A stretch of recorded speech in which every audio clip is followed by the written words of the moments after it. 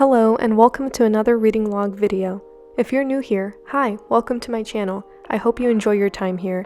This month, I read over 20 volumes. I continued some series and started some new ones too. First, I'll cover the series I've continued this month, just briefly since I've already talked about them in previous reading logs. If you'd like to hear my first impressions on these, check out the link in the description box. Alright, grab a snack and let's get started.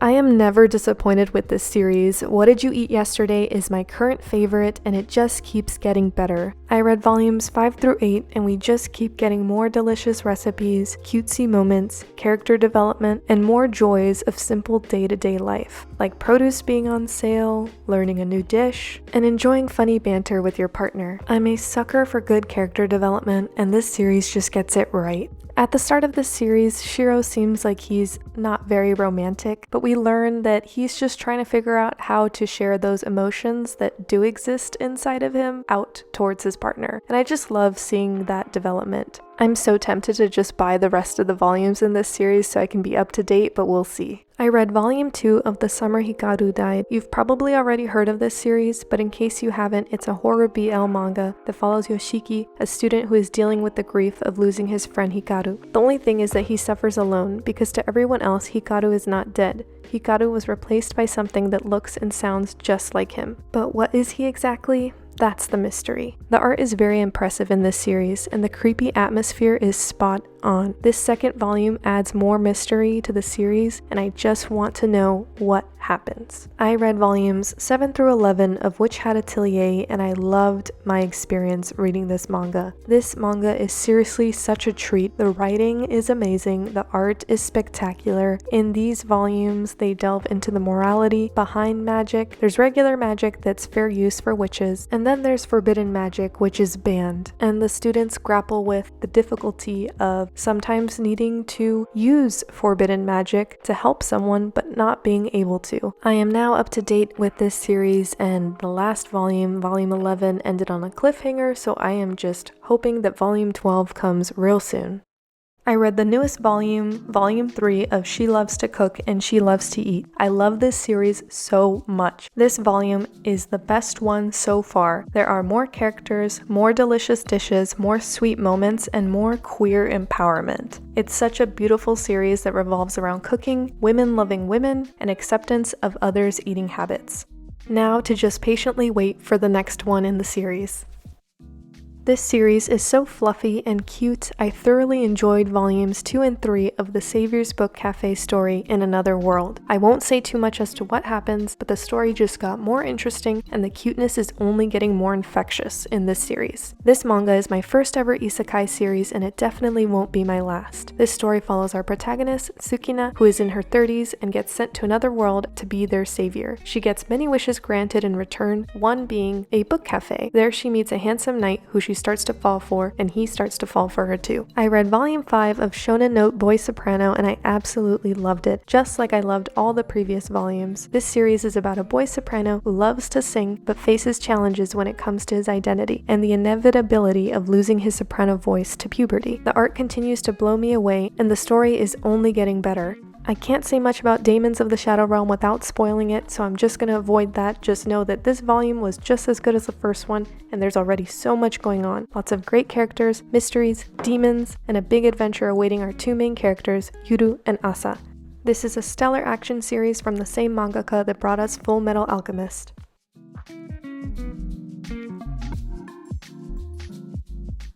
I know this is not a manga series, but light novels and manga go hand in hand. I've been hearing about how amazing Heaven Official's Blessing is for a while now, and I finally decided to give it a shot, and I love it with all of my heart and soul. The main character, Xie Lian, was known as the beloved prince who worked hard to serve the common people. He worked so hard that he ascended to the heavens at the age of 17, but he was later banished 2 times. He then ascends a 3rd time, and by this point he is considered a laughingstock. In order to rebuild his reputation, he is sent to the mortal realm to deal with ghosts and demons. Along his journey, he meets a young man named Salang. He is immediately attached to him and they form a quick bond. But just who is he? If you know, you know. I love this series so far. At the time of this video, I'm nearly done with the 2nd book, and it's just so good. I love that the protagonist isn't perfect. He's silly at times and is honestly just trying his best to fit in with the other heavenly officials. This series is in the danmei category, which is a Chinese genre of literature that features romance between male characters. So if that's your kind of thing and you also enjoy fantasy and mythology, I'd highly recommend this light novel series.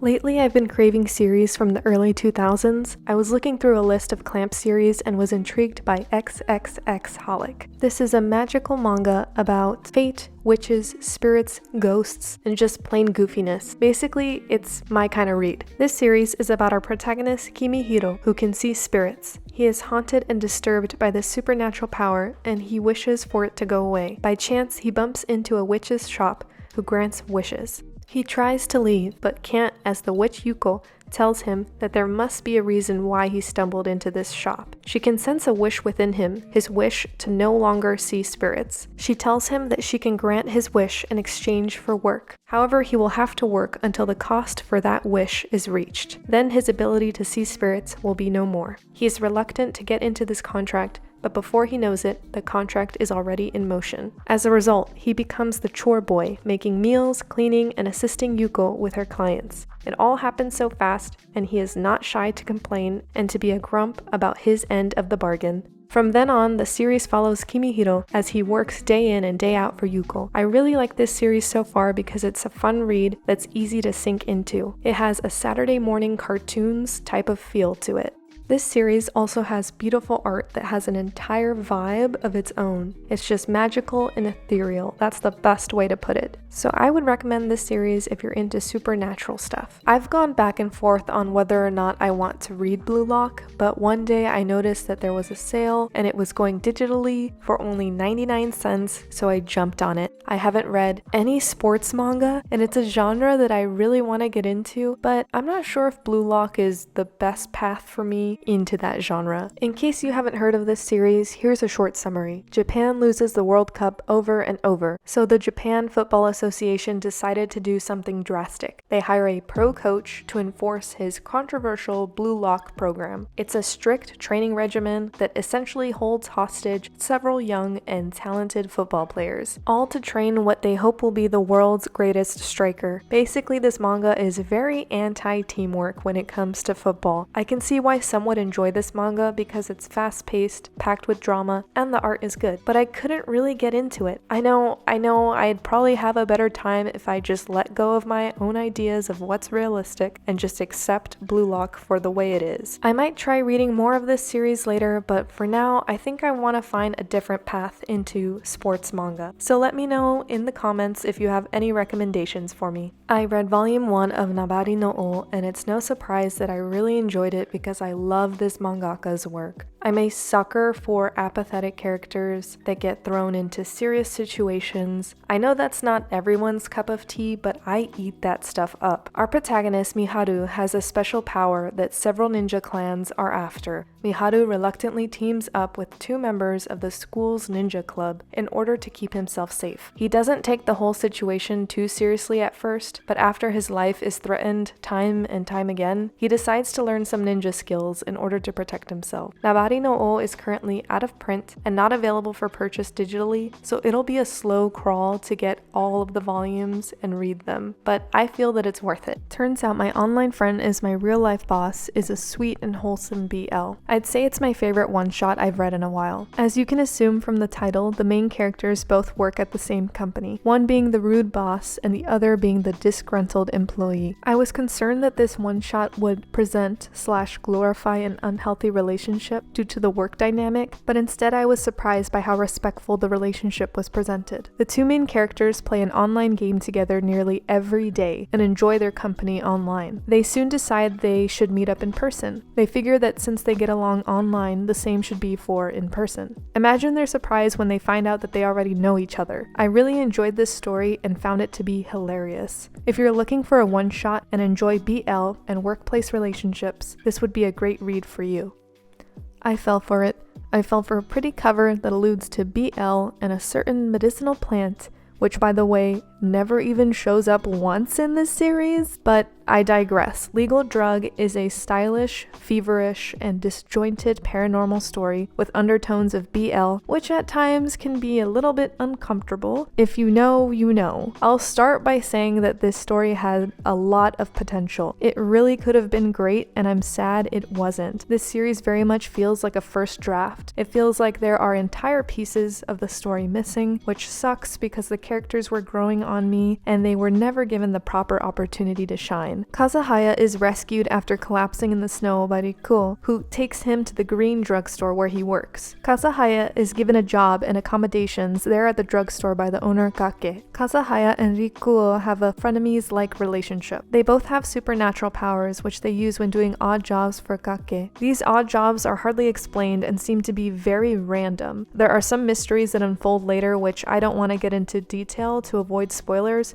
but these mysteries are never quite solved, and the series ends on a massive cliffhanger. So what did I do? I read Drug and Drop volumes 1 and 2 literally right after, so I can see if the story wraps up in some way. So Drug and Drop did not deliver. I did, however, enjoy Drug and Drop slightly more. I felt like the story was heading somewhere finally, and that answers were just around the corner, and then it ended on another cliffhanger. So will we ever get a proper ending to Kazahaya and Rikuo's stories? Probably not, but we can always hope. Overall, I did enjoy Legal Drug and Drop. The art is pretty good and the characters have silly banter, and some of the jobs the two take were enjoyable to read. So overall, I'd say both series were okay, but left much to be desired. This month, I read the first volume of I Think Our Son is Gay. This manga is such a sweet slice of life manga. It follows Hiroki, a young high schooler who is secretly gay. He tries his best to conceal this from his family, but he isn't very good at hiding it, and his mom is catching on to him. The first volume I read is narrated by his mom, who takes note of all the little things that make her suspect that her son might be gay. She pays attention to all the times he slips up and starts daydreaming about his crush, and she enjoys seeing how happy he is in those moments. She doesn't interject herself, but just observes and hopes that one day he would be comfortable enough to share this with her. His mom isn't the only one who has noticed, so has his little brother Yuri. Most of the family seems to be aware that Hiroki is likely gay, except for his dad. Yuri and his mom often cover for Hiroki and make sure that he doesn't find out. I really adored this first volume. I love that Hiroki's mom and little brother respect his boundaries. They don't force him to come out, and they don't also flat out think he's gay. They suppose that he might be, but they don't assume to be 100% correct about that. Tombs is the first manga I've ever read from Junji Ito, and I actually really enjoyed it. Tombs is a collection of short horror stories. I found most of them to be really creative, interesting, and just the right amount of creepy. There was only one story that I didn't really care for, but the rest had me enthralled.